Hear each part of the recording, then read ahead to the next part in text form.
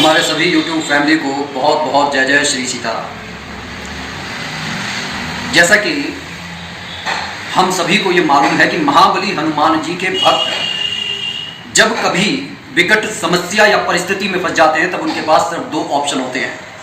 या तो वो हनुमान चालीसा का पाठ करके प्रभु कृपा पाने का प्रयास करते हैं या फिर सुंदर कांड का पाठ करके भगवान को प्रसन्न करने का प्रयास करते हैं।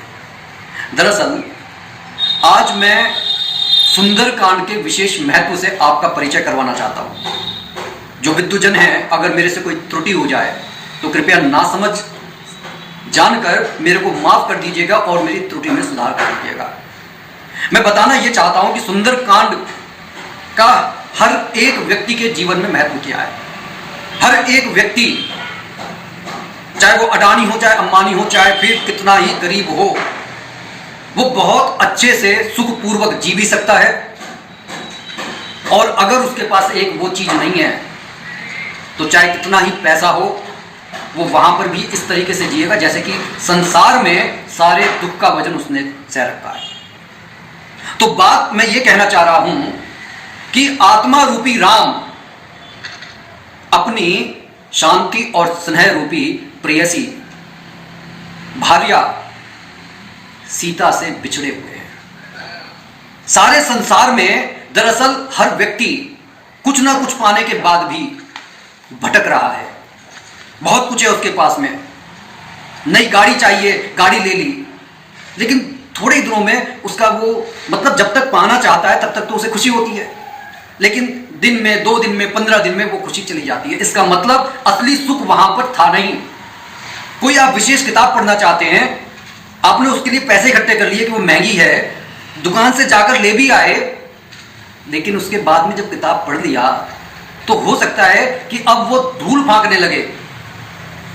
इस तरीके से अगर आप गौर से देखेंगे तो जीवन में कुछ ऐसा मिसिंग है जिसको हम पाने के लिए दौड़ रहे हैं, और फिर हमें दौड़ना ना पड़े, ऐसी चीज हमारे को मिल जाए, वो चीज सही मायने में हमारे को संतुष्ट कर सकती है, हम प्रसन्न हो सकते हैं। और वो चीज वही परम शांति है जिससे आत्मा रूपी राम बिछड़े हुए हैं।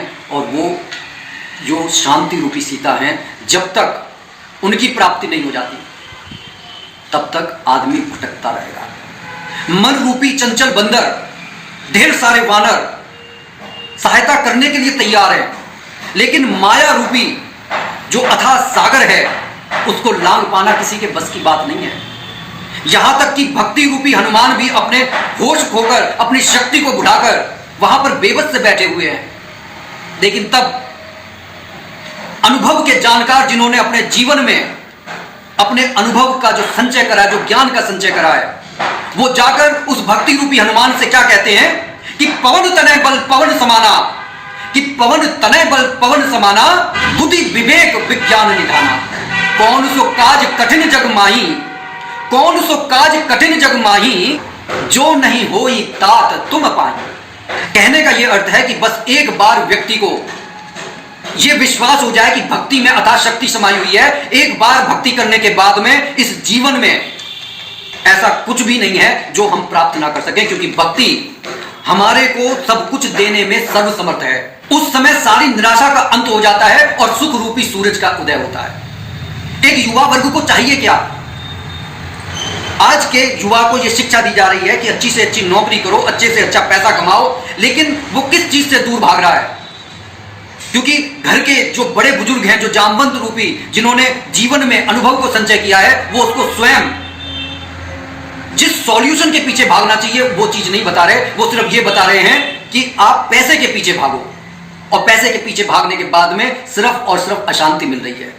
ये सही है कि पैसे को जब अगर पैसा नहीं होगा तो आदमी का सर्वाइव करना मुश्किल होगा, लेकिन अगर उसके विचारों के झंझावात दिमाग से खत्म नहीं होंगे, वो रिलैक्स नहीं करेगा, तो आप ये समझ लीजिए कि उसके बाद में वो अपनी शक्ति को बढ़ाकर बैठा हुआ है। असली शक्ति अगर उसने अपनी भक्ति रूपी अपनी नींव पर काम किया, अपने आधार पर काम किया, जो जीवन के असली चीज है।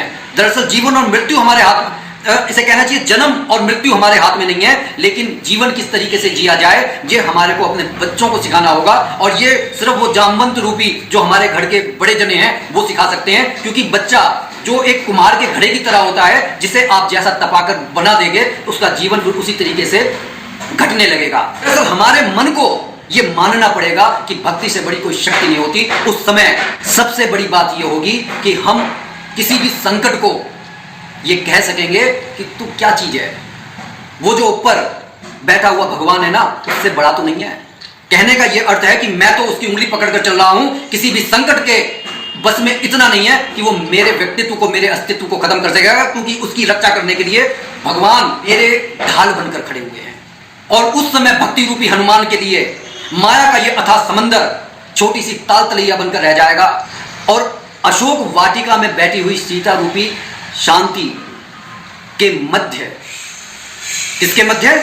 जो आत्मा रूपी राम और सीता रूपी शांति के मध्य हनुमान रूपी सेतु का निर्माण होगा, क्योंकि आत्मा को और शांति को जोड़ने का जो सेतु है वो भक्ति है। अगर सुंदरकांड के इस उदाहरण से आपको थोड़ा भी आत्मबल मिला हो तो आप निश्चित मानिए कि आप उस शांति को खोज लेंगे जिसके लिए ये सारा संसार घूम रहा है। साधु संत हमेशा यही कहते आ रहे हैं कि देखिए भक्ति कीजिए, आप सर्वसमर्थ हो जाएंगे। सर्वसमर्थ कैसे होंगे? क्योंकि जब तक हमारे मन में शांति नहीं होगी हम विकारों से घिरे रहेंगे, और जब विकारों का अंत हो जाता है उस समय आदमी जन कल्याण के कार्यों में लग जाता है, और जन कल्याण के कार्यों से भगवान भी प्रसन्न होते हैं। और जब भगवान प्रसन्न होते हैं तो जीवन में कुछ भी अप्राप्य नहीं रह जाता। बात अच्छी लगी तो कमेंट जरूर कीजिएगा। बोलिए जय जय श्री सीताराम।